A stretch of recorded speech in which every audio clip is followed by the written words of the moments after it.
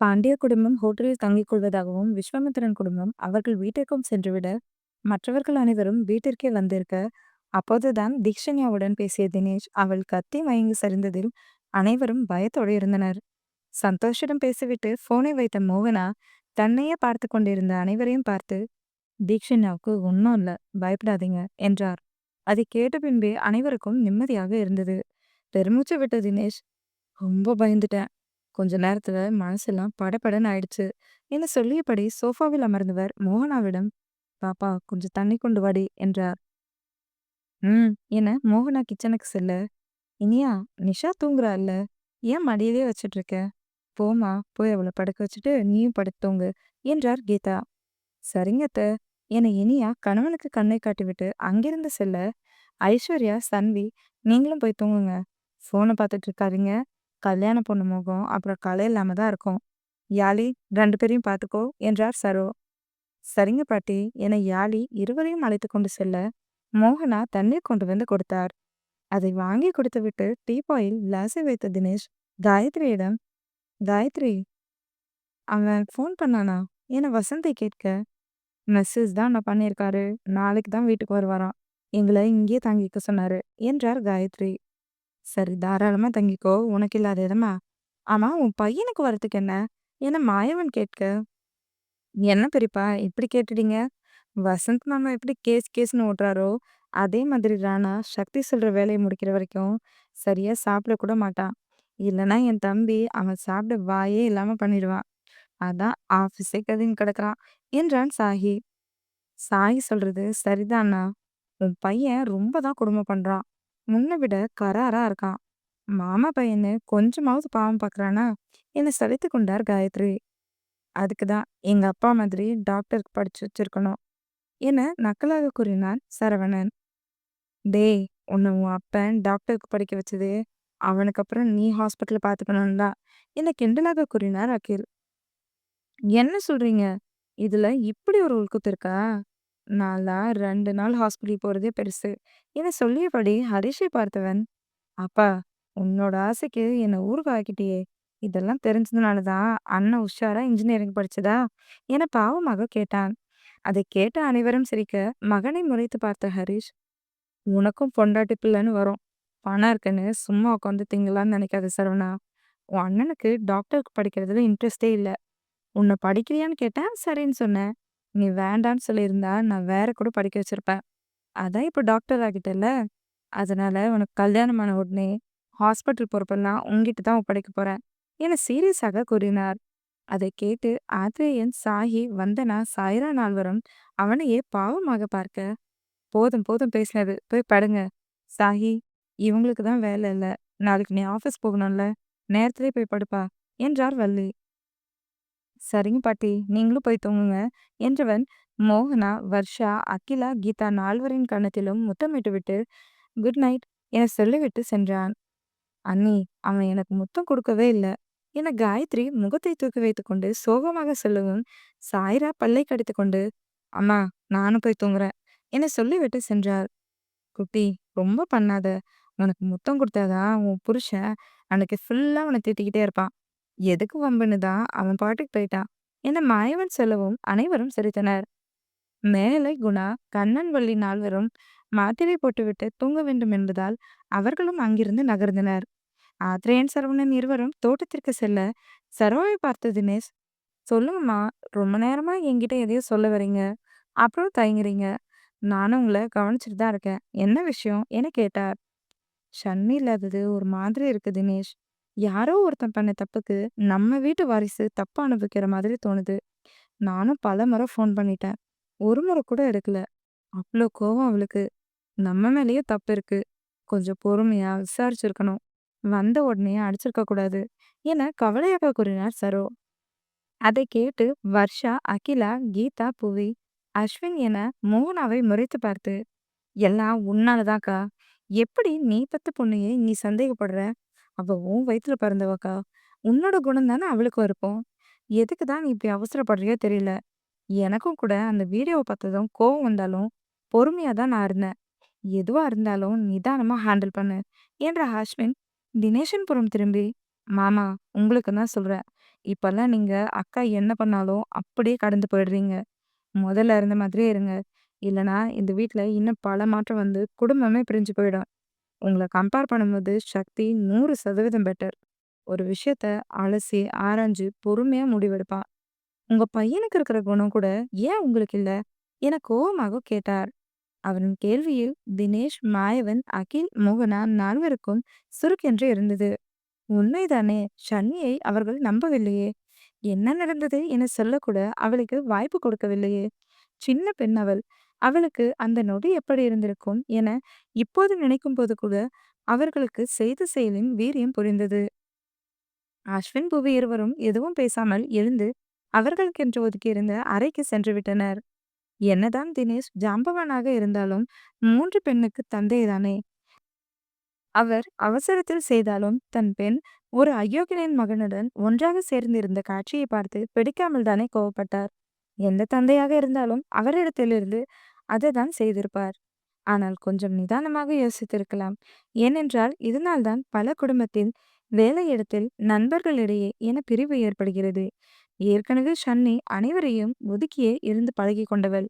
இந்த பிரச்சனைக்கு பிறகு இன்னும் அவள் கூட்டை சுருக்கத்தான் செய்வாளே தவிர விரிவு படுத்திக் கொள்ள மாட்டாள். அஸ்வின் அவ்வளவு சொல்லியும் அது அந்த நேரத்திற்கு மட்டும்தான். மற்றபடி இதே தவறை சக்தி விஷயத்தில் மீண்டும் செய்து அவன் உறவையும் இழக்கப் போகிறார்கள் என யாரும் அறிந்திருக்க வாய்ப்பில்லை. யாரும் எதுவும் பேசாமல் அமைதியாக இருக்க தினேஷின் தோளில் கை வைத்து அழுத்தம் கொடுத்த ஹரிஷ், எதையும் யோசிக்காம போய் பாடுங்க. நான் நாளைக்கு போய் ஷன்னியை பார்த்து பேசிட்டு வரேன். எல்லாம் நல்லபடியா நடக்கும் என்றார். சரி என்று தினேஷ் சொன்னாலும் அவருக்கும் கவலையாக தான் இருந்தது. ஏதோ அனைத்தும் நல்லதாக நடக்கும் என நினைத்து அனைவரும் அவரவர்களின் அறைக்கு சென்றனர். இங்கு சாகித்யாவின் அறைக்கு வந்த சாய்ரா தேவி, மாமா என கோவமாக அழைத்தாள். லேப்டாப்பில் அன்றைக்கான வேலையை சரிபார்த்து கொண்டிருந்த சாகித்யா அவளின் கோவமான குரலில் நிமிர்ந்து அவளை பார்த்தவன், சாய்ரா, உன்னை நான் கெஞ்சி கேட்கிறேன், சண்டை மட்டும் போடாத. நீ பாட்டுக்கு சண்டை போயிட்டு போடுவ. என்னால நிம்மதியா தூங்கவே முடியாது. எதுவா இருந்தாலும் காலையில பேசிக்கலாம். நீ உன் ரூம்க்கு போ என்றான் கட் அண்ட் ரைட்டாக. நீங்களே வந்து என்கிட்ட என்னன்னு கேட்காத வரைக்கும் நான் உங்களை தேடியும் வரமாட்டேன், ஃபோனும் பண்ண மாட்டேன். இனிமேல் என் தொல்லை இல்லாம நிம்மதியா தூங்குங்க என கத்திவிட்டு அங்கிருந்து சாய்ரா செல்லவும் அந்த வழியாக வந்த புவி, அஸ்வின் இருவரும் ஒருவரை ஒருவர் பார்த்து கொண்டனர். சாய்ரா இவர்களை பார்க்கவில்லை என்றாலும் இருவரும் அவர்கள் பேசியதை முதற்கொண்டு கேட்டுவிட்டனர். என்னங்க, இதுக்கு என்ன அர்த்தம்? இவங்க 2 பேரும் என புவி நிறுத்த, அப்படிதான் நினைக்கிறேன். இங்க தானே ஒரு வாரம் இருக்க போறோம், தெரிஞ்சுக்கலாம் என்றார் அஸ்வின். என்னங்க சாதாரணமா சொல்றீங்க? சாகிக்கு தான் தீக்ஷண்யாவை கொடுப்பேன்னு மாமா அவ்வளோ உறுதியா இருக்காரு. இவங்க 2 பேரும் இப்படி இருக்காங்க. நீங்க அசால்ட்டா சொல்றீங்க. இந்த விஷயம் ரொம்ப பெருசுங்க. இதனால 2 குடும்பத்துக்குள்ளேயும் சண்டை கூட வரலாம் என்றார் புவி. புவி என பெருமூச்சு விட்ட அஸ்வின், சக்தி தீக்ஷண்யாவை லவ் செய்ததையும் அவனின் ஆழமான காதலையும் கூறியவர். எல்லாம் நல்லதுக்குன்னு நினைச்சுக்கலாம் புவி. யோசிச்சு பாரு. தீக்ஷண்யா, சாகி 2 பேருக்கும் கிட்டத்தட்ட 13 வருஷம் டிஃபரன்ஸ். அண்ணாவும் அக்காவும் தான் அறிவில்லாம யோசிக்கிறாங்கன்னா, நீ கூட இது யோசிக்கல பாத்தியா? புவிக்கு தலையே சுற்றியது. என்னங்க சொல்றீங்க? சக்தி தீக்ஷைய லவ் பண்றானா? என்னால நம்பவே முடியல. இதெல்லாம் உங்களுக்கு எப்படி தெரியும்? என கேட்டார்.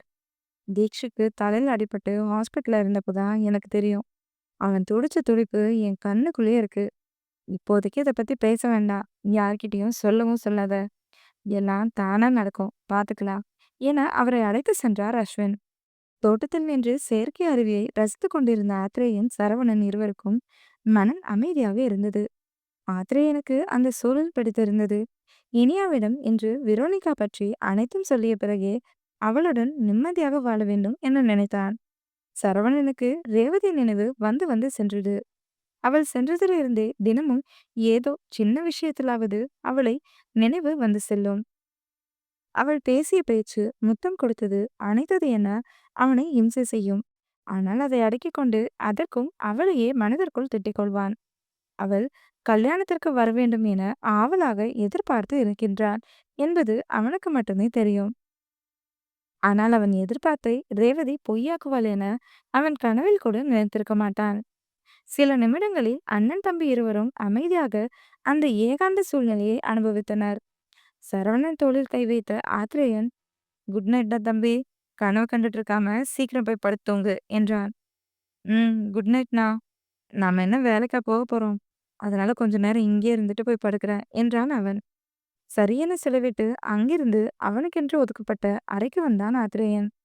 நிஷா பார்பிடாலை கட்டுப்பிடித்துக் கொண்டு தூங்க, அவள் அருகில் படுத்து போனை நோண்டிக் கொண்டு இருந்தாள் இனியா. இனியா, நீ தூங்கலையா? இந்நேரம் நீ தூங்கியிருப்பேன்னு நினைச்சேன் என ஆத்ரேயன் கதவை மெதுவாக சாத்தி தாளிட்டபடி கேட்டார். இல்லங்க, உங்ககிட்ட கொஞ்சம் பேசணும். அதான் தூங்காம முழிச்சிட்டு இருந்தேன் என்றாள் இனியா. என்ன பேசணும் என அவள் அருகில் வந்து படுத்தான் ஆத்ரேயன். அவன் நெஞ்சில் சாய்ந்து கொண்ட இனியா, வெரோனிகா எப்படியா இருந்தாங்க? அவங்க இறப்புக்கான காரணம் என்ன? இது ரெண்டுக்கு மட்டும் பதில் சொல்லுங்க.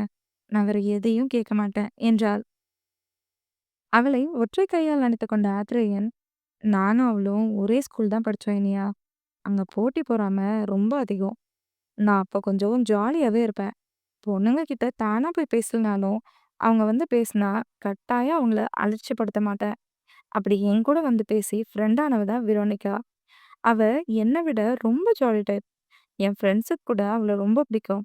நாங்க அதிக நேரம் டைம் ஸ்பெண்ட் பண்ண ஆரம்பிச்சோம். ஃப்ரெண்ட்ஷிப் காதல மாறுச்சு. நான் தான் ப்ரப்போஸ் பண்ணேன். அக்செப்ட் பண்ணா. ஆனா லவ்வர்ஸ் ஆனதுக்கு அப்புறம் அவளோட கேரக்டரே டோட்டலா சேஞ்ச் ஆயிடுச்சு. எல்லாத்துக்கும் கண்டிஷன் போட ஆரம்பிச்சா. நான் இன்ஜினியரிங் படிச்சது கூட அவளோட ஆசைக்காக தான். நெறைய சண்டை வரும். ஆனாலும் என்னால அவள விடவே முடியல. படிப்பு முடிச்சு, நல்ல வேலையில ஜாயின் பண்ண உடனே வீட்ல சொல்லி கல்யாணம் பண்ணிக்கிட்டேன். ஆனா அதுக்கப்புறம் தான் பிரச்சனையே ரொம்ப பெருசா ஸ்டார்ட் ஆச்சு. வீட்ல யாரையும் அவளுக்கு பிடிக்கல. தினமும் தனிக்குடித்தனம் போகணும்னு சண்டை போடுவா. அம்மா அதிர்ந்து கூட பேச மாட்டாங்க. இவ அவங்க கிட்டயே ரொம்ப ரூடா பேசுவா. அதுவுமே பாட்டிக்கும் விரோனிகாவுக்கும் எட்டாம் பொருத்தம் தான். சுத்தமா ஆகவே ஆகாது. எப்படி எப்படியோ சமாளிச்சேன். நிஷாவும் பொறந்தா. குழந்தை பிறந்துருச்சு. இனிமேலாவது கொஞ்சம் பொறுப்பா இருப்பான்னு பார்த்தா, முன்ன விட ரொம்ப டார்ச்சர் பண்ணுனா. இதுல பிளாக்மெயில் வேற பண்ண ஆரம்பிச்சிட்டா. தினமும் ஏன்டா வீட்டுக்கு வரோன்னு கடுப்பாகும். அப்படிதான் ஒரு நாள் அவ என்ன காதலிச்சு கல்யாணம் பண்ணது பொய்ன்னு தெரிஞ்சது. அவ ஃப்ரெண்ட்ஸ் கிட்ட என்ன கவுத்து கல்யாணம் பண்ணி காட்டுறேன்னு டீல் போட்டு என்ன அவ வலையில விழ வச்சான்னு தெரிஞ்சுக்கிட்டேன். நான் ரூம்ல இல்லைன்னு நினைச்சு அவ பாட்டுக்கு அவ ஃப்ரெண்டு கிட்ட பேசிட்டு இருந்தா. எனக்கெல்லாம் அப்படியே செத்துடலான்னு தோணுச்சு. நிஷாவுக்காக தான் பொறுத்து போனேன். அதுக்கப்புறம் வந்த எல்லா நாளுமே எங்களுக்குள்ள சண்டை தான். இருந்தும் அவளும் நானும் சரின்னு பிரிஞ்சு போகணும்னு நினைக்கல. அப்படி இருக்கும்போது ஒரு நாள் ஃபோன் பண்ணி, நீங்க மட்டும் தனி குடித்தனம் பார்க்கல, நான் இப்பவே தூக்கு போட்டு தொங்கிப்பேன்னு சொன்னா. எனக்கு வேலை ப்ரெஷர் வேற. இவன் அடிக்கடி பிளாக்மெயில் பண்ற மாரி தான் இப்பவும் பண்றான்னு நினைச்சுட்டு, அத சாதாரணமா விட்டுட்டேன். அவளும் என்ன பயமுறுத்தணும்னு தான் தூக்குல மாட்டிக்க போயிருக்கா. ஆனா அவளோட நேரம், சேர் கால் தடிக்கி விழுந்து, நிஷா முன்னாடியே உயிரை விட்டுட்டா. அதுவும் நான் ஆஃபீஸ் முடிஞ்சு வீட்டுக்கு வரேன். கடைசியா என்ன பார்த்து கண்ண சிமிட்னா. நாக்கு லைட்டா வெளியே வந்துருச்சு. என சொல்லவும் இனியா பயத்தில் அவனுடன் ஒன்றினாள். அவளை இறுக்கமாக அணைத்துக் கொண்ட ஆத்ரேயன், உனக்கே இப்படி உடம்பு உதறுதே, நேர்ல பார்த்து எனக்கு எப்படி இருக்கும்? கத்துனேன். சத்தம் கேட்டு எல்லாரும் வந்தாங்க. அப்பா செக் பண்ணாரு. பல்ஸ் இல்ல. உடனே அம்மா அவங்க வீட்டுக்கு தகவல் கொடுத்தாங்க. அவளோட அம்மா, அப்பா, மாமா 3 பேரும் வந்தாங்க. அவங்க மாமா என்னால தான் நான் தான் அவள கொன்னிருப்பேன்னு போலீஸ்ல கம்ப்ளைண்ட் ஃபைல் பண்ணாரு.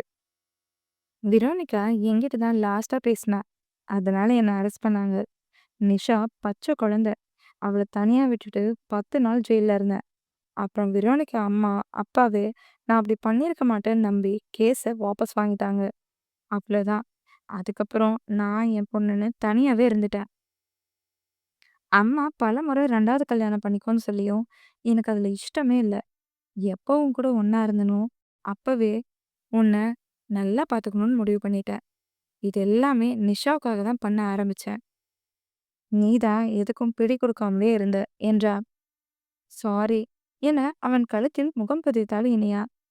என் கூட எனக்கு துணையா, நம்ம பொண்ணுக்கு அம்மாவா, என்னோட சுகம், துக்கம் எல்லாத்தையும் பகிர்ந்துக்கிட்டு கூடவே இருப்பியா என ஆத்ரேயன் கேட்க, கண்டிப்பா என அவன் கழுத்தில் முத்தமிட்டால் அவளை இறுக்கமாக அணைத்துக் கொண்டவன். வெரோனிகா என்னோட முதல் காதல். அவ மேல நான் வச்சிருந்த காதல் என்னைக்குமே அழியாது. அதே மாதிரி நான் உன் மேல வச்சிருக்க பாசமும் உரிமையும் என்னைக்கும் குறையாது என்றான் அவளின் உச்சியில் முத்தமிட்டு. ஐ லவ் யூ அத்தா என அவன் கழுத்தை மெல்லமாக கடித்தாள் இனியா. Love you too. என்னடி கழுத்த கடிக்கிற? தங்கச்சிக்கா கல்யாணம் முடியட்டும். அம்மாவ கறி வாங்கி சமைக்க சொல்றேன் என்றான் ஆத்ரேயன். எனக்கு கறி எல்லாம் வேண்டாம். உங்க பையன் தான் வேணும். அதுக்கு என்ன பண்ணணுமோ அதை தினமும் ஒழுங்கா பண்ணுங்க என்று மீண்டும் அவனை கடித்தாள் இனியா. அதுக்கு என்ன, விடிய விடிய வேலை பண்றேன். என்ன, நீ தான் கொஞ்சம் தாங்கிக்கணும். பரவாயில்லையா? என் பொண்ணுக்காக நான் எவ்வளோ வலி வேணுனாலும் தாங்கிப்பேன் என்றாள் இனியா. ஓகே. அப்போ எனக்கு ஒன்றும் பிரச்சனை இல்ல. என எழுந்து அவளை தூக்கி கீழே படுக்க வைத்தவன், அவள் மேலே படர்ந்து அவன் வேலையை ஆரம்பிக்க, காதலுடன் அவன் தலையை இனியா கோத, சில்லிட்ட உடலில் அவனின் ஆதிக்கத்திலும் வன்மையிலும் தடுமாறிய இனியா அவன் புஜத்தை இறுக்கி பிடித்துக் கொண்டு அவனுக்கு ஒத்துழைத்தாள். என்னடி வலிக்கலையா? லைட்டா. ஆனா சுகமா இருக்கு. ஏதோ சாதிச்ச மாதிரி இருக்குங்க. எத்தனை வருஷம் ஆசைப்பட்ட வாழ்க்கை தெரியுமா? என் புருஷன் கூட சந்தோஷமா இருக்கணும். மத்த பொண்ணுங்க மாதிரி நானும் வாழணும்னு நினைச்சு கனவோட இருந்தேன். அதெல்லாம் 4 வருஷத்துக்கு முன்னாடியே சதஞ்சிட்டா நினைச்சு வெறுமையா வாழ்ந்தேன். ஆனா இன்னைக்கு அந்த வெறுமையே மறைஞ்சு சந்தோஷம் அதிகமா இருக்கு. எனக்குன்னு ஒரு குடும்பம், நம்ம பொண்ணு. இது எப்படியோ இன்னும் கொஞ்ச நாள்ல நமக்குன்னு இன்னொரு குழந்தை என உணர்வுபூர்வமாக கூறினாள். அவள் பேச பேச உணர்வுகள் அதிகரித்து அவன் வேகம் கூடியது. துவண்டு போனாள் இனியா. அந்த அறையெங்கும் அவளின் முனகல் சத்தம் கேட்டது. அவள் உதட்டை சிறை செய்து சத்தம் வராமல் பார்த்து கொண்டான் ஆத்ரேயன்.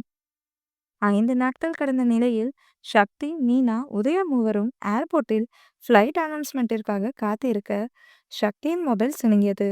சக்தி உடனே காலை அட்டன் செய்து காதில் வைக்க, யூ சீட்டர், என்னை ஏமாத்திட்ட. இனிமேல் நான் உன்கிட்ட பேசவே மாட்டேன் போடா என அழுதாள் தீக்ஷண்யா. சக்திக்கு மனம் வெளுத்தது.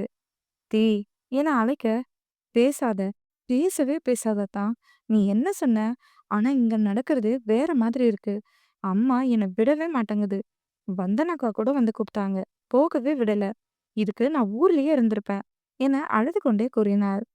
சரி தி, நான் வந்து உன்னை கூட்டிட்டு போறேன். அழுகாத என பொறுமையாக கூறினான் சக்தி. ஒன்றும் தேவையே இல்ல. இனிமேல் நீ என்கிட்ட பேசவே பேசாத. நீ எழுதி கொடுக்குற நோட்ஸு, ட்ரெஸ்ஸு எதுவுமே எனக்கு வேண்டாம். அத நீயே வச்சுக்கோ. நான் உன்னை மன்னிக்கவே மாட்டேன். ஆசையா வந்தேன். எல்லாம் கெடுத்துட்டல்ல என அழுது கொண்டே கத்திவிட்டு காலை கட் செய்து விட்டாள். என்னாச்சு மாமா என உதயா கேட்க, ஒன்றும் இல்ல என சக்தி சொல்லவும், ஃப்ளைட் அனௌன்ஸ்மெண்ட் வரவும், உதயா, சக்தி, மீனா மூவரும் செக்கிங் முடித்துவிட்டு ஃப்ளைட்டில் ஏறி அவர்கள் சீட்டில் அமர்ந்தனர். மாலை 4 மணிக்கு ஏர்போர்ட்டிலிருந்து சக்தி, உதயா, மீனா மூவரும் வெளியில் வரவும், அவர்கள் முன்பு காரை நிறுத்தினார் தினேஷ். அவரை முறைத்து பார்த்த சக்தி, எங்களுக்கு வர தெரியும். உங்க வேலைய நீங்க பார்த்துட்டு போறீங்களா என பல்லை கடித்தான். நான் ஒன்னும் உன்னை கூட்டிட்டு போக வரல. உதயா, மீனாவை தான் கூட்டிட்டு போக வந்தேன் என நக்கலாக கூறிய தினேஷ், உதயா, மீனாவை கூட்டிட்டு வந்து கார்ல ஏறு என்ன கட்டளையாக கூறினார். உதயா மறுபேச்சு பேசாமல் மீனாவை அழைத்து வந்து காரின் பின்னால் சீட்டில் ஏறி அமர்ந்து கொண்டான். வரட்டா சக்தி தினேஷ் கார்த்திக் என்று சொல்லிவிட்டு தினேஷ் காரை ஸ்டார்ட் செய்ய, காரில் அமர்ந்திருந்த உதயா, மீனா இருவரும் அவனையே பாவமாக பார்த்து கொண்டு செல்ல, காலை நிலத்தில் உதைத்த சக்தி, எல்லாம் எனக்குன்னு எங்கிருந்து தான் வராங்களோ என்ன நினைத்து கொண்டு ரோட்டை கிராஸ் செய்ய சந்தோஷ் கால் செய்து கார் பார்க்கிங் இருப்பதாக சொல்லி வர சொன்னார். சக்திக்கு புரிந்தது. வேண்டுமென்றே மாமாவையும் தன்னையும் வெறுப்பேற்றதான் தினேஷ் வந்து இருக்கிறார் என்று. கார் பார்க்கிங் வந்து காரில் ஏறி அமர்ந்த சக்தி டிரைவர் சீட்டில் அமர்ந்திருந்த சந்தோஷிடம், மாமா வீட்ல என்னாச்சு? நான் சொல்லும்போது அத்தம்மா விடுறேன்னு சொன்னாங்க. தீப் ஃபோன் பண்ணி விடலன்னு அழுவுறா. தீ அழுதும் அத்தம்மா விடலையா என கேட்க, விடலடா, நானும் கொஞ்ச நேரமாவது போய் இருக்கட்டும் விடுன்னு சொல்றேன். விடவே மாட்டேன்னு சொல்லி தீக்ஷிய அடிச்சு மிரட்டி வேற வச்சுட்டா என காரை ஓட்டியபடி கூறினார் சந்தோஷ். எதுக்கு அத்தம்மா இப்படிலாம் பண்றாங்க என யோசித்தபடியே கையில் வைத்திருந்த நோட்டை டேஷ்போர்டில் வைத்தவன், மாமா, இதுல அவ எழுத சொன்னது எல்லாம் எழுதி வச்சிருக்கேன். என் மேல செம்ம கவனில் இருக்கா. அதனால நான் எது கொடுத்தாலும் வாங்க மாட்டா. எங்க ஊருக்கு போகும்போது இதை எடுத்துட்டு போய் அவ ஸ்கூல் போகும்போது கொடுத்துடுங்க என்றான் சக்தி. சரிடா என சந்தோஷ் தலையை ஆட்டவும், அடுத்த அரை மணி நேரத்தில் கண்ணன் வீட்டிற்கு வந்தனர். வாடா சக்தி, சாப்பிட்டு வந்தியா இல்ல சாப்பாடு எடுத்து வைக்கவா என நம்மை கேட்க, அத்தம்மா டீ எங்க என அழுத்தமாக கேட்டான் சக்தி. அவ ரூம்ல இருக்கா. என நம்பி சொல்லவும், மாமா அவள கூப்பிடுங்க என்றான் சந்தோஷிடம். தீக்ஷி, தீக்ஷி என்ன பண்ற? கீழ வா என சோஃபாவில் அமர்ந்தபடி குரல் கொடுத்தார் சந்தோஷ். தீக்ஷண்யா அழுது கொண்டே ஓடி வந்தாள். அவளை பார்த்து சக்தி அதிர்ந்து நமியை பார்த்து, அத்தம்மா எதுக்கு இவ்ளோ தூரம் அவள அழ வச்சீங்க? அவ அழுதா கழுத்தும் தலையும் வலி எடுக்கும். அங்க கூட்டிட்டு போறதால உங்களுக்கு என்னதான் பிரச்சனை? என கோவமாக கேட்டான். அழுது அழுது முகமெல்லாம் சிவந்து போயிருந்த மகளை பார்த்ததும் சந்தோஷிற்கும் வலித்தது. தீக்ஷி, சாதாரண விஷயத்துக்கு ஏன்டா இப்படி அழுவுற? நாளைக்கு தான் போலான்னு அம்மா சொல்றாள்ல என பொறுமையாக கூறினார். நமி எதையோ மனதில் வைத்துக்கொண்டுதான் அவளை அங்கு விடவில்லை என்பதை அவர் அறிந்திருந்தார். அதனாலேயே நம்மிடம் சண்டை போடாமல் மகளை சமாதானம் செய்தார். வந்து 3 நாளும் இதே தான் அம்மா சொல்லிட்டு இருக்கு. என்ன கூட்டிட்டே போல. இப்ப கூட அத்தை ஃபோன் பண்ணுச்சு. அம்மா என்ன இதோ இங்க என தொடையை காட்டி கிள்ளி வச்சு தலை வலிக்குது வரமாட்டேன்னு சொல்லுன்னு சொல்லிடுச்சு என்று அழுதாள். சக்தி அவள் கண்ணை துடைத்துவிட, நீ போடா என்கிட்ட வராத, என்கிட்ட பேசவே பேசாத, உன்னை நான் இனிமேல் நம்பவே மாட்டேன் என அவன் நெஞ்சில் கை வைத்து தள்ளிவிட்டாள்.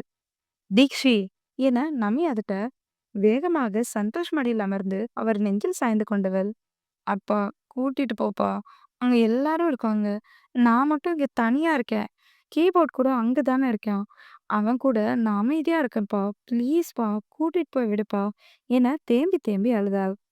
சரி தீக்ஷி போலாம் என சந்தோஷ் சொல்லவும், அத்தா நீங்க வேணும்னா போயிட்டு வாங்க, அவளை நான் அங்கெல்லாம் விடவே மாட்டேன் என உறுதியாக கூறினார் நமி. சதா எதுக்கு இவ்ளோ அடம் பிடிக்கிற? சின்ன பொண்ணு அழ வச்சு பாக்குறது நல்லாவா இருக்கு என சந்தோஷ் கோபமாக கேட்க, அத்தான் அங்க போனா இதை விட அவ அழுவா, இவளாலையும் நிறைய பேருக்கு மன கஷ்டம் வரும், அதனால நாளைக்கு நைட்டு மண்டபத்துக்கு போயிடலாம் என்றார் நமி. அத்தம்மா என்ன சொல்றீங்க என சக்தி கேட்க சந்தோஷ் புரியாமல் பார்த்தார். ஒன்னும் தேவையே இல்ல, நான் எங்கேயும் வரல, நான் வீட்லயே இருந்துக்கிறேன் போங்க என அழுது கொண்டே ஓடிவிட்டாள் தீக்ஷன்யா. அத்தம்மா அவ அழுதும் அடமா நீங்க இவ்ளோ தூரம் மறுக்கிறதுக்கு காரணம் என்ன என சக்தி கேட்க, காயத்ரி குடும்பம் என்றார் நமி. என்ன சதா சொல்ற என சந்தோஷ் எழுந்தே நின்று விட்டார். அவங்க ஏதாவது சொன்னாங்களா அத்தம்மா என சக்தி கேட்க, அவங்க எதுவும் சொல்லல சக்தி, உனக்கே தெரியும், உன் அம்மா அப்பா மட்டும் இல்ல, அங்க இருக்க எல்லாருக்கும் தீக்ஷனா ரொம்ப பிடிக்கும், அவளை தனி கேர் எடுத்து பார்த்துப்பாங்க, காயத்ரி குடும்பமும் அங்கதான் இருக்காங்க, தீக்ஷணியாவை பாத்துக்கிறத பார்த்து காயத்ரி யோசிக்க மாட்டான்னு என்ன நிச்சயம்? எல்லாருக்கும் உரிமை உணர்வுன்னு ஒண்ணு இருக்கு சக்தி. நம்ம அண்ணனும் அண்ணியும் நம்ம பொண்ண இப்படி பார்க்கலையேன்னு காயத்ரி சின்னதா மனசுல நினைச்சிட்டா கூட அது வேற மாதிரி மாறி போயிடும். அதனாலதான் அவளை நான் விடவே இல்லை. என் பொண்ணை கஷ்டப்படுத்தி பார்க்கணும்னு எனக்கும் விருப்பம் இல்லை சக்தி. ஆனா சூழ்நிலையை புரிஞ்சுக்கணும் என்றார் நமே. ஷன்வியின் வற்புறுத்தலால் தீக்ஷனாவை அழைக்கலாம் என வந்த வந்தனா சாய்ரா இருவரும் நமி சொன்னதை கேட்டு அப்படியே நிற்க, அவர்கள் பார்ப்பதற்குள் வந்தனா கையை பிடித்து இழுத்து சென்றாள் சாய்ரா. நமை சொல்வது சந்தோஷ் சக்தி இருவருக்கும் புரிந்தது. அதுவும் சக்திக்கு நமை சொன்னது மிகச் சரியானது என்றே தோன்றியது. காயத்ரி எதையும் கண்டுகொள்ளவில்லை என்றால் கூட சாய்ரா ஏதோ ஒரு பிரச்சனையை உண்டு பண்ணுவாள் என்பதை சக்தி நன்றாக அறிந்து வைத்திருந்தான். என்ன 2 பேரும் அமைதியாகிட்டீங்க என நம்பி கேட்க சந்தோஷ் எதுவும் பேசாமல் சோஃபாவில் அமர்ந்தார். அத்தம்மா நீங்க சொல்றதுல இருக்க நியாயம் புரியுது. ஆனா அவளோட சந்தோஷத்தை கெடுக்கிறது தப்பு. நான் அவளை கூட்டிட்டு போறேன். நீங்க நினைக்கிற மாதிரி எதுவும் நடக்காது. நீங்களும் இருக்க வேண்டிய வேலையெல்லாம் முடிச்சுட்டு நைட்டு வாங்க என சொல்லிவிட்டு மாடி ஏறி சென்றான். அவன் பார்த்துப்பான் சதா, நீ பயப்படாத. சக்தி அங்க போனா மோகனாவும் சந்தோஷப்படுவா என்றார் சந்தோஷ். எனக்கு பயமாவே இருக்காதான். ஏதாவது சின்னதா மனசங்கடம் வந்துட்டா கூட எல்லாருக்கும் கஷ்டம்தான் என்றார் நமி. எனக்கு புரியுது சதா. ஒன்னு புரிஞ்சுக்கோ. தினேஷ், மோகனா 2 பேரும் தீக்ஷண்யாவை பாசமா பார்த்துக்கிட்டாலும் மத்தவங்கள கவனிக்காமலாம் இருக்க மாட்டாங்க என்றார் சந்தோஷ். என்னவோ போங்க. 2 நாளா மனசே சரியில்லை. எதுவும் தப்பா நடக்காம இருந்தா சரிதான். ஹரிஷ் அண்ணா குடும்பமும் அங்கதான் இருக்காங்க. இவ போன உடனே எல்லாரும் தூக்கி வச்சுட்டு கொஞ்சுவாங்க என்றார் நமி. சின்ன பொண்ணுடி அவ. வயசுக்கு வந்துட்டா தான். இன்னும் சின்ன பொண்ணு, சின்ன பொண்ணுன்னு சொல்லாதீங்க. நீங்க இப்படி செல்லம் குடுக்கறதால தான் அவ ஓவரா செல்லம் கொஞ்சுறா. எங்கெங்க எப்படி எப்படி இருக்கணுமோ அப்படி இருங்க என சொல்லிவிட்டு கிச்சனுக்கு சென்று விட்டார் நமி. போடி என் பொண்ணுக்கு 50 வயசானாலும் அவ எனக்கு குழந்தை தான். என சொல்லிவிட்டு பேப்பரை எடுத்து புரட்ட ஆரம்பித்தார் சந்தோஷ். தீக்ஷனை அழைக்க வந்த சக்தி படுத்து அழுது கொண்டிருந்தவளின் அருகில் அமர்ந்து, "தீ" என அவள் தோளில் கையை வைத்தான். அவன்தான் வந்திருக்கிறான் என்பதை அறிந்த தீக்ஷண்யா எழுந்து அமர்ந்து, "நான் அத்தை வீட்டுக்கு போகணும். என்னால இங்கெல்லாம் தனியா இருக்கவே முடியாது அத்தா. ப்ளீஸ் அத்தா கூட்டிட்டு போ. அம்மா அடிக்குது, கிள்ளுது. இங்க பாரு" என அவள் அணிந்திருந்த மேக்ஸியை தூக்கி காட்டினாள். சக்திக்கு முகமெல்லாம் வியக்கத் தொடங்கியது. பட்டென அவளின் ஆடையை கீழே இழுத்து விட்டவன், ஐயோ! என்னடா சக்தி உனக்கு வந்த சோதனை? இவ வேணும்னே பண்றாளா? இல்ல தெரியாம தான் பண்றாளான்னு தெரிய மாட்டேங்குது. என நினைத்து பெருமூச்சு விட்டவன் அவளை பார்த்து, இப்படியெல்லாம் பண்ணக்கூடாது தே என கண்டிப்புடன் கூறினான். ஏன்? நான் காட்டுவேன் என்றாள் தீக்ஷண்யா. பட்டென அடிக்க கையை ஓங்கியவன் அவள் பயந்து கண்ணை மூடுவதை பார்த்து கையை கீழே போட்டுவிட்டு, கீழே உன் அப்பா கிட்ட காட்ட வேண்டியதானடி என அடக்கப்பட்ட கோபத்துடன் கேட்டான். அப்பா கிட்ட காட்டினாலும் அம்மாவை எடுத்து என்னை கூட்டிட்டு போக மாட்டாரு. இதே உன்கிட்ட காட்டினா நீ ஏதாவது வாங்கி கொடுத்து கூட்டிட்டு போவல்ல அத்தா. அதான் உன்கிட்ட காட்டினேன் என பாவமாக கூறினாள் தீக்ஷண்யா. என்ன ரகண்டா இது? என்னை சோதிக்கவே கடவுள் இவள டிசைன் பண்ணி அனுப்பிட்டு போற போல. ச்சே, கண்ணு முன்னாடி இன்னும் அவளோட கால் அப்படியே நிக்குது. சக்தி, இதெல்லாம் நல்லதுக்கு இல்ல. சின்ன பொண்ணுடா அவ என தலையில் தட்டி கொண்டவன் ஆழ்ந்த மூச்சு விட்டு, போய் ட்ரெஸ் மாத்திட்டு முகம் கழுவிட்டு வா கிளம்பலாம் என்றான். அதை கேட்டு உற்சாகமான தீக்ஷண்யா எப்போதும் போல அவன் கன்னத்தில் முத்தமிட்டு விட்டு, தேங்க்ஸ் அத்தா என்று சொல்லிவிட்டு குளியலறைக்குள் புகுந்து கொண்டாள். சக்திக்கு தான் ஒரு மாதிரியாகவே இருந்தது. ஃபோன் பண்ணி சண்டை போட்டு பேசவே மாட்டேன்னு சொன்னா. இங்க வந்து பேசல. அங்க கூட்டிட்டு போறேன்னு சொன்னதா முத்தம் கொடுத்துட்டு போறா. என்ன நினைத்து கொண்டு இருக்கவும் பாத்ரூமில் இருந்து வெளியே வந்தாள் தீக்ஷண்யா. சக்தி துண்டை எடுத்து கொடுக்கவும் முகத்தை துடைத்து விட்டு, அத்தா இந்த ட்ரெஸ் நல்லா தானே இருக்கு இல்ல வேற போடட்டுமா என பாவமாக கேட்டாள். ஒண்ணு பேண்ட் போடு, இல்லனா வேற ட்ரெஸ் போடு என்றான் சக்தி. சரி, அப்ப நான் லெகின் மட்டும் போட்டுட்டு வந்துடுறேன் என பையிலிருந்து கருப்பு கலர் லெகினை எடுத்துக்கொண்டு குளியல் அறைக்குள் புகுந்து அணிந்துவிட்டு சக்தியின் முன்னால் வந்து தலையை காட்டினாள். அவன் தலையை அவிழ்த்து விட்ட சக்தி, "தீ, நான் தான் சொன்னேன்ல, பாத்தியா? உனக்கு கொஞ்சமா முடி வளர்ந்துருச்சு" என அவளுக்கு தலையை மெதுவாக சீவி விட்டபடி கேட்டான். ஆமாட்டா, எனக்கு மட்டும் எதுக்கு இப்படி வேகமா முடி வளருது? இவ்ளோ முடியும் பார்த்தாலே கடுப்பாகுது என எரிச்சலாக கூறினாள் தீக்ஷண்யா. இதுல மட்டும் நீயும் மதியம் ஒன்னே என சக்தி சொல்லவும், மதிய அக்காவுக்கு என்னை விட அதிகமா இருக்கும் அத்தா. பாவம் அக்கா, என்னாலேயே சமாளிக்க முடியல. அக்கா எப்படிதான் சமாளிக்கிறாங்களோ என்றாள். அதெல்லாம் அவ பார்த்துப்பா. அத பத்தி நீ யோசிக்காத. சரி போலாமா என சக்தி கேட்க, ஆ பொட்டு வைக்கல. அப்புறம் அத்தை திட்டும். இருங்க அத்தா வச்சுட்டு வந்துடுறேன் என பொட்டை எடுத்து கண்ணாடியில் சரிபார்த்து கொண்டவள், இப்ப போலாம் அத்தா என்றாள். நம்மை சந்தோஷ் இருவரிடம் சொல்லிவிட்டு தீக்ஷண்யாவை அழைத்துக் கொண்டு வெகு வருடங்கள் கழித்து சின்மா இல்லத்திற்கு வந்து சேர்ந்தான் சக்தி. கேட்டிலிருந்து கார் உள்ளே வரும்போதே தீக்ஷண்யாவின் கண்கள் அருவி இருந்த இடத்தை தான் ஆவலாக பார்த்தது. காரை போர்ட்டிகோவில் நிறுத்திவிட்டு திரும்பி அவளை பார்த்தவன், தி வா உள்ள போலாம். அப்புறம் வந்து அருவியை ரசிச்சு பாப்ப என்றான் சக்தி.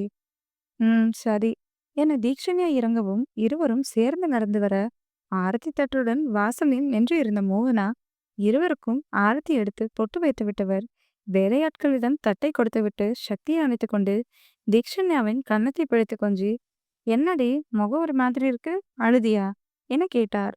சக்தியும் மோகனாவை அணைத்து கொள்ள, இல்ல, நான் எதுக்கு அழுக போறேன், போ அத்தை, உன் பையனை மட்டும் கட்டிப்பிடிக்கிற, அவன் பேச்சுக்கா போ என முகத்தை கோபமாக வைத்துக்கொண்டு கூறினாள்.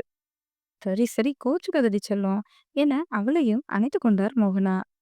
மோகனாவின் அணைப்பில் இருந்தபடி இருவரும் ஒருவரை ஒருவர் பார்த்து கொண்டு சின்னதாக சிரித்தனர். பாப்பா, அவங்கள உள்ள வரவிடு என தினேஷ் உள்ளிருந்து குரல் கொடுக்கவும், அச்சோ சாரி மாமா என இருவரிடமிருந்து பிரிந்த மோகனா, சரி உள்ள வாங்க என சொல்லிவிட்டு முன்னே செல்ல, சக்தியின் கையை பிடித்துக்கொண்டு இருவரும் ஒன்று போல வலது காலை எடுத்து வைத்து உள்ளே வந்தனர். அஸ்வின், புவி, அகிலா, தினேஷ் நால்வரின் கண்கள் மட்டும் இருவரையும் ரசனையாக பார்த்து ஜோடி பொருத்தத்தை மெச்சுக்கொண்டது. ஹரிஷ், கீதா, வசந்த், காயத்ரி, வர்ஷா, மாயவன், அகிலா, தினேஷ், மோகனா, கண்ணன், வெள்ளி, குணா, மேகலை, சரோ, சன்வி, ஐஸ்வர்யா, யாழி, சரவணன், ஆத்ரேயன், இனியா, நிஷா, யாத்ரா, சாகித்யா, சாய்ரா, வந்தனா, உதயா, மீனா என அனைவரும் அவர்களையே பார்த்து கொண்டிருக்க, என்ன எல்லாரும் அப்படி பாக்குறீங்க? நான் முன்ன விட அழகா இருக்கேனா? என தீக்ஷண்யா கேட்டாள். இதை கேட்டு அனைவரும் உதட்டுக்குள் சிரிக்க, டீக்கி அக்லி பொண்ணு, நிஷா குட்டி அழகு பொண்ணா, அம்மா சொன்னோம் என நிஷா சொன்னவுடன் ஆத்ரேயன் இனியா இருவரும் ஒருவரை ஒருவர் பார்த்து புன்னகைத்து கொண்டனர். நான் தான் அழகி, நீ தான் அக்லி என்று தீக்ஷண்யா சக்தியின் புறம் திரும்பி, அத்தா, நான் தானே அழகு என கேட்டாள். நோ நோ, நிஷா குட்டி தான் அழகி பொண்ணு என வேகமாக ஓடி வந்து சக்தியின் காலை கட்டிக்கொண்ட நிஷா அவனை நிமிர்ந்து பார்த்து, சித்தா, நிஷா குட்டி தூக்கி என இரண்டு கைகளையும் நீட்டி சொல்ல அவளை தூக்கி கொண்டான் சக்தி. சித்தா, நிஷா குட்டி சாக்கி, நிஷா குட்டி மம்மம் என வாயை சாப்பிடுவது போல அரைத்து காட்டினாள் நிஷா. நாளைக்கு நிஷா குட்டிக்கு சாக்கி வாங்கிட்டு வந்து தரேன் என அவளை எப்போதும் போல தூக்கி போட்டு படித்தான் சக்தி. சித்தா என நிஷா சிரித்து பின் சக்தியின் கழுத்தை கட்டிக்கொள்ள அதை அனைவரும் ரசனையுடன் பார்த்தனர். அத்தான் என அவன் தோலை சுரண்டிய தீக்ஷண்யா, நான் கேட்ட கேள்விக்கு நீனும் பதில் சொல்லவே இல்லை. நான் தானே அழகி என மீண்டும் கேட்டாள். நிஷா குட்டி தான் அழகி பொண்ணு, நீ சொன்ன சித்தா என நிஷா அழகாக சொல்லவும், என் பொண்ணு நிஷா தான் அழகி என அவள் கன்னத்தோட கண்ணம் வைத்து கொஞ்சியபடி கூறினான் சக்தி. அவன் கையை பிடித்து கடத்த தீக்ஷண்யா, இனிமேல் என்கிட்ட பேசவே பேசாதத்தா என சொல்லிவிட்டு வேகமாக தினேஷின் அருகில் வந்து, மாமா, நீங்க சொல்லுங்க, நான் தானே அழகி என கேட்க, நீ தான்டா அழகி, அவன் கிடக்குறான் ரசனை கெட்டவன் என தினேஷ் நக்கலாக சொல்லி மகனை வெறுப்பேற்ற தீக்ஷண்யாவின் கன்னத்தில் முத்தம் வைக்க, ஐ லவ் யூ மாமா என அவரை அணைத்து கொண்டாள் தீக்ஷண்யா. அதை பார்த்து மோகனா சக்தி இருவரின் முகத்திலும் எள்ளும் கொள்ளும் வெடித்தது. சக்தியின் முகமாற்றத்தை உதயா, மீனா, அஸ்வின், புவி, தினேஷ், அகிலா மட்டுமே கவனித்தனர். மற்றவர்கள் மோகனாவின் முகத்தை பார்த்துதான் சிரித்து கொண்டு இருந்தனர். சித்தப்பா, உங்களை சித்தி ரசிச்சு பாக்குறாங்க, என்னன்னு கொஞ்சம் கேளுங்க என ஆத்ரேயன் கிண்டலாக கூறவும் தான் தினேஷுக்கு மனைவியின் நினைவு வந்து ஜர்க்காகி திரும்ப அவரை வெறிக்கொண்டு முறைத்தார் மோகனா. மாம், பாருங்க, நான் சின்ன வயசா இருக்கும்போது உங்களை கரெக்ட் பண்ணி கொஞ்சறதுக்கு என்னெல்லாம் டைலாக் விட்டுருப்பாரு. இப்ப பாருங்க, அதையே அவகிட்டயும் சொல்றாரு என சக்தி போட்டு கொடுக்க, அடப்பாவி, உன் ஆளு என்ன ஹக் பண்ணி லவ் யூ சொல்லிட்டான்னு பொறாம பிடிச்சு போய் ஏன்டா என் வாழ்க்கையில கைய வைக்கிற என மனதில் நினைத்த தினேஷ் தீக்ஷண்யாவை தன்னிடமிருந்து பிரித்து மோகனாவை பார்த்து, பாப்பா, உன் பையன் சொல்றத நம்பாதடி என்றார். நான் அப்படிதான் நம்புவேன், அவன் ஒன்னும் போய் சொல்லலையே என மோகனா முறைத்து கொண்டே கூற, ஏய் தீக்ஷி, என் புருஷனை விடுறி, எப்ப பாரு அவர் மேலேயே தான் உனக்கு கண்ணு, இரு கண்ணை நோண்டி கையில கொடுக்குறேன் என்றார். ஆ என அவரையே கண்கள் விரிய தீக்ஷண்யா பார்க்க, அவளை பார்த்து சக்தி ரசிக்க மற்றவர்கள் சிரித்தனர். தீக்ஷி பொண்ணு அக்லி என சொல்லி சிரித்தாள் நிஷா. அங்க என்ன நடக்குது, உங்க பொண்ணு என்ன பேசுறான்னு பாத்தீங்களா என ஆத்ரேயனிடம் கூறினாள் இனியா. விடுடி, குழந்தவ அப்படித்தான் இருப்பா என்றான் ஆத்ரேயன். ம் என இனியா தலையாட்டவும் தீக்ஷனே அருகில் வந்த அஸ்வின், புவி இருவரும், தீக்ஷி, உடம்பு பரவாயில்லையா என அவள் கன்னத்தை தொட்டு பாசமாக கேட்டார் புவி. பரவாயில்ல சித்தி என தீக்ஷண்யா சிரிக்க அஸ்வின் அவள் நெற்றியில் முத்தம் வைத்தார். தீக்ஷண்யாவும் முத்தம் கொடுத்துவிட்டு சரு அருகில் வந்தவள், பாட்டி, நீங்க பேசாம அமைதியாவே இருக்கீங்க, பாருங்க, நீங்க பேசாததால வர்ஷா, அகிலா அத்தெல்லாம் பேசவே இல்லை என்றார் முகத்தை பாவமாக வைத்துக்கொண்டு. நான் எதுக்கு உன்கிட்ட பேசணும், எப்போ நீ ஊருக்கு வந்த, இப்ப வந்து என்ன பாக்குற, நீ என்கிட்ட பேசாத என சரோ கோபமாக சொல்லவும் தீக்ஷண்யாவுக்கு சட்டென கண்கள் கலங்கிட சக்தி அருகில் வந்து அவனை அணைத்து கொண்டு, மாமா, நம்ம போலாம், பாட்டி கோவமா பேசுது என அழுதாள். அம்மா, என்னம்மா, அவ சின்ன பொண்ணு என மாயவன் கடிந்து கொண்டு அவள் அருகில் வந்து தூக்கி கொண்டவர், தீக்ஷி, பாட்டி சும்மா சொன்னாங்க, நீ அதுக்கு போய் அழுவியா என அவள் கண்ணை துடைத்து விடவும், ஆமா தீக்ஷி, பாட்டி சும்மா சொல்றாங்க, இதுக்கு ஏன் அழுகுற என அகிலும் சமாதானம் செய்ய, நீங்க எல்லாம் இவளுக்கு ஓவரா தான் செல்லம் கொடுக்குறீங்க, இதெல்லாம் நல்லாவா இருக்கு, வயசுக்கு வந்த பிள்ளைய தூக்கி வச்சுட்டு கொஞ்சறதெல்லாம் சரியில்லை. என்ன தினேஷ், நீயும் பார்த்துட்டே இருக்க, எதுவும் சொல்ல மாட்டியா என வள்ளி கேட்டார். தாத்தா, முதல்ல பாட்டியை வீட்டுக்கு கூட்டு போங்க என கண்ணனிடம் தீக்ஷண்யா கூறியபடி மாயவன் இருப்பில் ஜம்மென்று அமர்ந்து அவர் கழுத்தை கட்டிக்கொண்டாள். தீக்ஷித், பாட்டி சொல்றதுல தப்பே இல்ல. இந்த மாதிரிலாம் நடந்துக்க கூடாது. சாய்ரா, வந்தனாக்காலாம் எப்படி இருக்காங்க? அவங்கள மாதிரி தான் நீயும் இருக்கணும்." என்றார் மேகலை. "அவ சின்ன பொண்ணு தானே விடுங்க. எதுக்கு இப்படி ஆளாளுக்கு அவள போட்டு டார்ச்சர் பண்றீங்க? அவளும் பெரிய பொண்ணானா எல்லாம் தெரிஞ்சுப்பா." என்றார் வசந்த். "நீ மட்டும் தான் வசந்த் அவளுக்கு சப்போர்ட் பண்ணாம இருந்த. இப்ப நீயும் ஆரம்பிச்சிட்டியா?" என கண்ணன் சலித்துக் கொள்ள, காயத்ரி அமைதியாகவே இருந்தார்.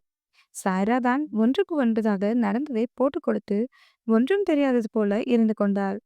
காயத்ரி மகளை நம்பாமல் தான் இருந்தார். ஆனால் இப்போது தீக்ஷண்யாவை அனைவரும் குழந்தை போல கொஞ்சவும் அவருக்கு ஒரு மாதிரி தான் ஆனது. தன் மகள்கள் இருவரையும் இப்படி யாரும் கொஞ்சவில்லையே என நினைத்து பார்த்தவர், அவர்கள் மகளையே இப்படி அவர்கள் கொஞ்சியிருக்க மாட்டார்கள் என நினைத்து பார்க்கவில்லை. சரி சரி அழுகாத, சாரி, என்கிட்ட வா என சரோ கையை நீட்டி அழைக்கவும், மாயவன் இடுப்பிலிருந்து இறங்கி ஓடிப்போய் அணைத்து கொண்டு அவர் முகமெங்கும் முத்தமிட்டவள், என் செல்ல பாட்டி என செல்லம் கொஞ்சினாள். சரோ சிரித்தபடி அவளை அணைத்து கொண்டவர் மருமகளை பார்த்து, மோகனா, ஏதாவது செஞ்சு கொண்டு வா, இல்ல பசியோடு வந்திருப்பா என சொல்லவும், மோகனா, வர்ஷா, அகிலா மூவரும் கிச்சனுக்கு செல்ல, அத்தை, உங்க பேரனும் வந்திருக்கான், அவனையும் கொஞ்சம் கவனிங்க, எல்லாரையும் இவளே தூக்கி வச்சுட்டு கொஞ்சம் வேண்டாம். தீக்ஷி, அத்தைக்கிட்ட வாடா தங்கம் என கீதா அழைக்கவும், நீ மட்டும் அதட்டி அடி கூப்பிடுற என மனைவியை ஓரப்பார்வை பார்த்தார் ஹரிஷ். தீக்ஷண்யாவும் கீதாவிடம் ஒட்டிக்கொண்டாள். சக்தி, வந்து உட்காருடா என சரோ சொல்லவும், எதுவும் பேசாமல் சோஃபாவில் அமர்ந்த சக்தி சரவணனை ஓரக்கண்ணால் பார்த்தபடி மீனாவிடம், மீனா, ரேவதி கிட்ட ரீச் ஆயிட்டோம்னு சொல்லிட்டியா என கேட்டான். ரேவதி என்ற பெயரை கேட்டதும் பட்டணமிருந்து மீனாவை பார்த்தான் சரவணன். இன்று சக்தி வருகிறான் என தெரிந்ததும் ரேவதியை பார்க்க ஆவலாக இருந்தவனுக்கு அவன் ஆசையில் மண்ணை அள்ளி போடுவது போல ரேவதி வரவில்லை என்பது தெரியவும் சோர்ந்து போய்விட்டான் அவன். கீதாவும் மகனை கவனித்துக் கொண்டுதான் இருக்கிறார். இல்லண்ணா, நான் இன்னும் எதுவும் சொல்லல என்றாள் மீனா. ஏன் மீனா, அவ வரலையா? அவளுக்காக நானே வரும் அவங்க வீட்டுக்கே போய் பத்திரிக்கை வச்சுட்டு வந்தோம். அப்ப கூட அவ வரணும்னு நினைக்கல பாத்தியா என்றார் கீதா. என்னன்னு தெரியல ஆண்டி. சென்னை போலான்னு சொன்னதுல இருந்து அவ சரியே இல்ல. நானும் பல முறை அவகிட்ட கெஞ்சி பார்த்துட்டேன். முடிவா வரவே மாட்டேன்னு மறுத்துட்டா. அவ இவ்ளோ பிடிவாதமா இருந்ததே இல்ல. ஒருவேளை அவளுக்கு சென்னை பிடிக்கல போல என சாதாரணமாக தான் கூறினாள் மீனா. மீனா சொன்னது மற்றவர்களுக்கு சாதாரணமாக தெரிந்தாலும் சரவணனுக்கு தன்னால் தான் அவள் வரவில்லை என்றும், கீதாவுக்கு இதுக்கும் தன் மகனுக்கும் ஏதாவது சம்பந்தம் இருக்கும் என்றும் மனதுக்குள்ளே நினைத்து கொண்டனர். மோகனா, அகிலா, வர்ஷா மூவரும் அனைவருக்கும் காஃபி, பஜ்ஜி என கொடுக்க, காஃபியை குடித்துக்கொண்டே அனைவரையும் பார்த்து சிரித்த தீக்ஷண்யா, ஆமா, எங்க மதிய அக்காவையும் வியான் மாமாவையும் காணோம்? நான் ரொம்ப நாள் ஆச்சு மதிய அக்காவை பார்த்து. வியான் மாமா எங்க போயிட்டாரு என கேட்க, அனைவரும் அமைதியாக இருக்க, நாளைக்கு வருவாங்க, வாயை மூடிட்டு திங்கிற வேலையை மட்டும் பாரு என்று திட்டினான் சக்தி. அதை கேட்டு அனைவரும் அதிர்ந்து ஒருவரை ஒருவர் பார்த்துக்கொள்ள, எதுக்குத்தான் எப்ப பாரு திட்டிக்கிட்டே இருக்க என தீக்ஷண்யா பாவமாக கேட்டாள். ஆமா, உன்னை திட்டுறேன் போடி என வாய்கில் முணங்கினான் சக்தி. ஓடி வந்து அவனை அணைத்து கொண்ட சன்வி, ரொம்ப தேங்க்ஸ் அண்ணா. எங்க ஷன்மி கடைசி வரைக்கும் வராமலே போயிடுவாளோன்னு பயந்துட்டே இருந்தேன் என கண்கலங்க கூறினாள். அவள் தலையை தடவி கொடுத்த சக்தி, நாளைக்கு வந்துடுவா, ஃபீல் பண்ணாத என சொல்லவும் அவர்களை புரியாமல் பார்த்த தீக்ஷண்யா பின் மோகனாவிடம், அத்தை, சக்தி தரும் எது என கேட்க, அடி பாவி, இப்ப போய் நான் சொன்னது ஞாபகம் வச்சுட்டு கேட்பா போலயே, அப்போ நான் எங்க தூங்குறது என சக்தி மனதில் நினைக்க, அவரும் எதுக்கு நீ கேட்குற என வர்ஷா கேட்க, நான் சக்தியை தரும்னு தான் படுப்பேன் என தீக்ஷண்யா சொல்லவும் தலையில் அடித்து கொண்டான் சக்தி.